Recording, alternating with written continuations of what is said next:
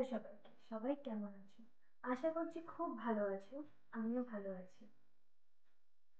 আজকের এই যে ভিডিওটা বানাচ্ছি, এই ভিডিওটা রথযাত্রার উপলক্ষে।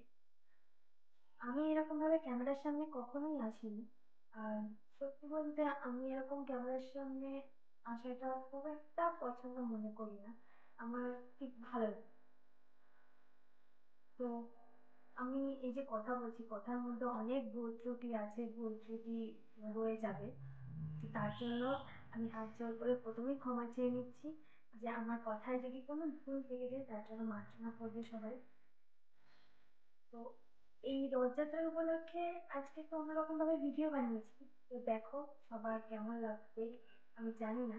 যদি ভালো লাগে অবশ্যই জানাও, যদি খারাপ লাগে সেটা অবশ্যই জানাও। তো আমি বেশি বক বক করবো না।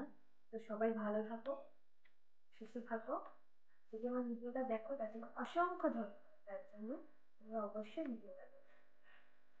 কুরুক্ষেত্র যুদ্ধের পর অনেক দিন কেটে গেছে। দ্বারকায় শ্রীকৃষ্ণ একদিন গাছের নিচে বসে থাকাকালীন তার রাঙা চরণকে পাখি ভেবে ভুল করে বান মারে জরা নামে এক শবর। শ্রীকৃষ্ণের মৃত্যুর খবর পেয়ে অর্জুন ছুটে এলেন দ্বারকায়। দেহ সৎকারের সময় অর্জুন দেখলেন গোটা দেহটা পুড়লেও নাভিদেশ পুড়ছে না। তখনই হয় দৈববাণী, ইনিই সেই পরম ব্রহ্ম। অর্জুন একে সমুদ্রে নিক্ষেপ করো, সমুদ্রেই ওই অনন্ত শয়ন। অর্জুন তাই করলেন। ঢেউয়ের মাথায় ভাসতে ভাসতে এগিয়ে চলল পরম ব্রহ্ম, সেই নাভি। আর তাকে লক্ষ্য করে সমুদ্রের তীর ধরে ছুটে চললেন সেই শবর, যার বাণে মৃত্যু হয়েছে শ্রীকৃষ্ণ। দ্বারকা থেকে পুরী পর্যন্ত ছুটে অবশেষে সেখানেই শ্রীকৃষ্ণ স্বপ্ন দেখালেন। তার স্বপ্নে দেখা দিয়ে কৃষ্ণ বললেন, কাল ভোরে আমাকে তুলে নে, এখান থেকেই তোর বংশধর শবরদের হাতে পুজো নেব আমি। সেই থেকেই নীলমাধব রূপে পূজিত হতে থাকলেন শবরদের কাছে। এরপর এলো কলিযুগ। কলিযুগের রাজা যখন ইন্দ্রদুম্ন দেব, বিষ্ণুর ভক্ত ইন্দ্রদুম্ন শ্রীক্ষেত্রে একটি মন্দির গড়ে তুললেন। এখন আমরা তাকে চিনি জগন্নাথ ধাম রূপে, কিন্তু সেই মন্দিরে তখন বিগ্রহ নেই। রাজসভায় একদিন কথা প্রসঙ্গে তিনি জানতে পারলেন বিষ্ণুরই এক রূপ নীলমাধবের কথা। অমনি চারিদিকে লোক পাঠালেন রাজা। বাকিরা খালি হাত ফিরলেন না বিদ্যাপতি। তিনি জঙ্গলের মধ্যে পথ হারালে তাকে উদ্ধার করে নিজের বাড়ি নিয়ে এলেন এক সবর রাজ বিশ্ব বসুর কন্যা ললিতা। ললিতার ভালোবাসায় পড়লেন বিদ্যাপতি। বিয়ে হলো দুজনের। বিয়ের পর বিদ্যাপতি দেখলেন রোজ সকালে সবররাজ কয়েক ঘন্টার জন্য কোথাও যান, রোজ সকালে কোথাও যান। স্ত্রীকে প্রশ্ন করে বিদ্যাপতি জানতে পারলেন যে জঙ্গলের মধ্যে একটি গোপন জায়গায় নীলমাধবের পূজা করতে যান। উৎসাহিত হয়ে উঠলেন বিদ্যাপতি। নীলমাধব নীলমাধবের সন্ধান যখন পাওয়া গিয়েছে তখন আর ছাড়া যাবে না বলে ঠিক করলেন। নীলমাধবকে দর্শন করা বায়না ধরলেন তিনি। বিশ্ববসু প্রথমে রাজি না হলেও অবশেষে মত দিলেন। তবে শর্ত দিলেন যে বিগ্রহ পর্যন্ত চোখে বেঁধে নিয়ে যেতে হবে বিদ্যাপতিকে। জামাতা হলেও বিদ্যাপতিকে কোনোভাবে নীলমাধবের সন্ধান দিতে রাজি ছিলেন না তিনি। তাতেই রাজি বিদ্যাপতি। চোখ বাঁধা অবস্থায় যাওয়ার সময় তিনি গোটা পথে সর্ষের দানা ছড়াতে ছড়াতে গেলেন। যথাস্থানে পৌঁছে যখন তিনি দর্শন পেলেন নীলমাধবের, তখন তার প্রাণ আনন্দে ভরে উঠল।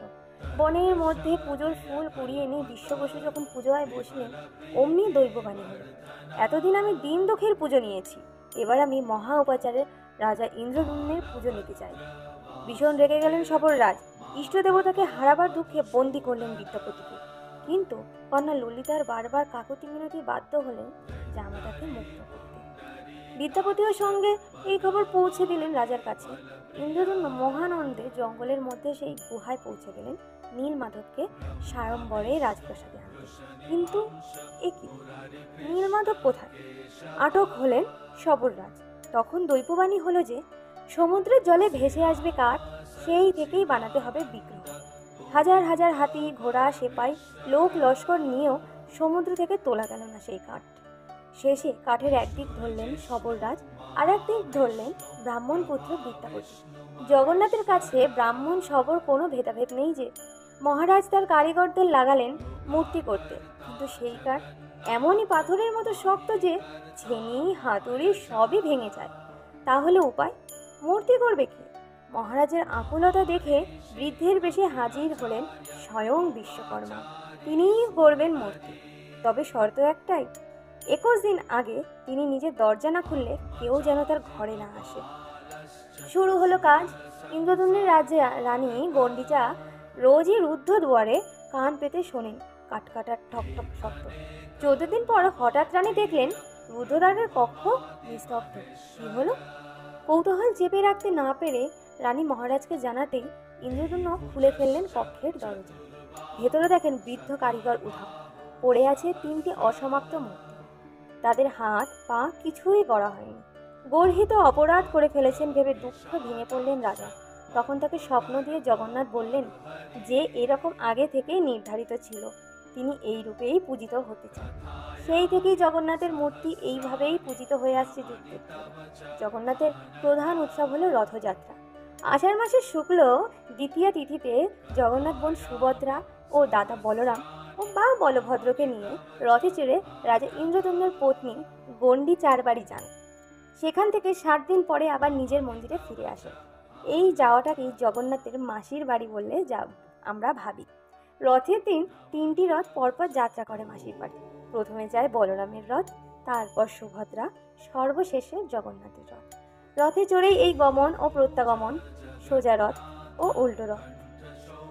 বাংলার রথযাত্রার সংস্কৃতি সম্ভবত সূচনা হয়েছিল শ্রী চৈতন্য দেবের নীলাচল অর্থাৎ পুরী যাওয়ার পর। চৈতন্য ভক্ত বৈষ্ণবরা বাংলায় পুরী অনুকরণে রথযাত্রার প্রচলন করেন। যাত্রা শব্দের অর্থ গমন, তাই জগন্নাথের রথযাত্রা এবং উল্টো রথ হিন্দু বাঙালি কোনো কাজ বা ধর্মীয় অনুষ্ঠানের সূচনার পবিত্র দিন হিসেবে গণ্য করা হয়। বাঙালির